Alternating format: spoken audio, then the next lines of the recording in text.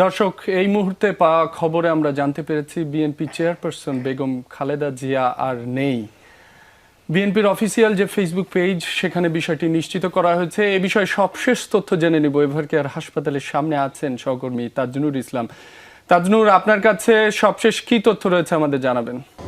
রবি, আজ 30 ডিসেম্বর ঠিক সকালবেলাতে দাঁড়িয়ে এই দুঃসংবাদটি বলতে হচ্ছে, যেই সংবাদটি আসলে কোনো গণমাধ্যম কর্মী আসলে এতদিন ধরে বিভিন্ন সময় নানা রকম খবর এসেছে নানা মাধ্যমে, কিন্তু সেই খবরটি শেষমেশ আজ বলা লাগছে।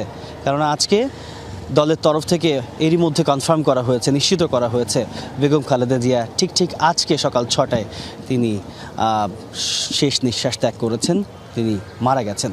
সুতরাং বুঝতেই পারছেন যে এক ধরনের খুব শান্ত ঠান্ডা পরিস্থিতি আমরা এরই মধ্যে দেখতে পাচ্ছি। যে আশপাশের কয়েকজন নেতাকর্মী এরই মধ্যে হাসপাতালের সামনে এসেছেন মূলত সেই তথ্যটি যাচাই করার জন্য, যেটি আমি একটু আগেই আপনাকে বলছিলাম। ঠিক আগের যেই লাইভে আমরা যুক্ত হয়েছিলাম সেখানে আপনাকে বলছিলাম যে তথ্য যাচাইয়ের একটা বিষয় রয়েছে, কেননা এর মধ্যে বেশ কয়েক দফায় বিভিন্ন সময়ে সামাজিক যোগাযোগের মাধ্যমে এই খবরটি নানাভাবে প্রচার হয়েছে এবং সেই খবরটি আজকে সেটি বলতে হচ্ছে যে একটি অধ্যায়ের সমাপ্তি এবং বিএনপির সবচেয়ে বড় পোস্টার যাকে বলা হতো, সবচেয়ে বড় চরিত্র জাতীয়তাবাদী দলের জন্যে, সেই চরিত্র আজকে তিনি পরপারে চলে গেলেন। এবং একই সঙ্গে একটি শান্ত এবং খুবই শোকার্ত পরিস্থিতি এই মুহূর্তে এভারকেয়ার হাসপাতালের সামনে। নিশ্চয়ই পরবর্তী সময়ে দলের নেতাকর্মীরাও এই হাসপাতালে আসবেন এবং আইনশৃঙ্খলা রক্ষাকারী বাহিনীর সদস্যরা এরই মধ্যে ফটকে যারা রয়েছেন, বিশেষ করে পুলিশ সদস্য এবং বিজিবি সদস্য, তারা তো একেবারে প্রস্তুত অবস্থায় রয়েছেন, যেটি মনে হচ্ছে যে পরিস্থিতি অনুযায়ী তাদের সদস্য সংখ্যা বাড়ানোর সম্ভাবনা রয়েছে। আমরা বিভিন্ন সময় তাদের মধ্যে নিজেদের মধ্যে কথা বলতে দেখেছি।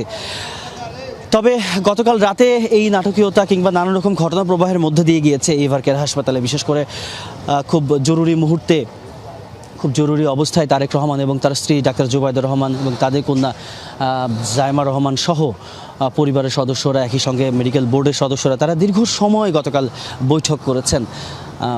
তারা এই ব্যাপারটি, অর্থাৎ খালেদা জিয়ার যে চিকিৎসা যাত্রা, এই যে লম্বা সময় ধরে, 1 মাসেরও বেশি সময় ধরে, অর্থাৎ 23 নভেম্বর তিনি হাসপাতালে ভর্তি হয়েছিলেন, 23 ডিসেম্বর গিয়েছে 1 মাস, তারপরে আজ 30 ডিসেম্বর, অর্থাৎ এই 37 দিনের কিংবা সেই 37-38 দিনের যে চিকিৎসা যাত্রা, এই সময়টির মধ্যে দিয়ে নানান রকম ঘটনা ঘটেছে এই এভারকেয়ার হাসপাতালে।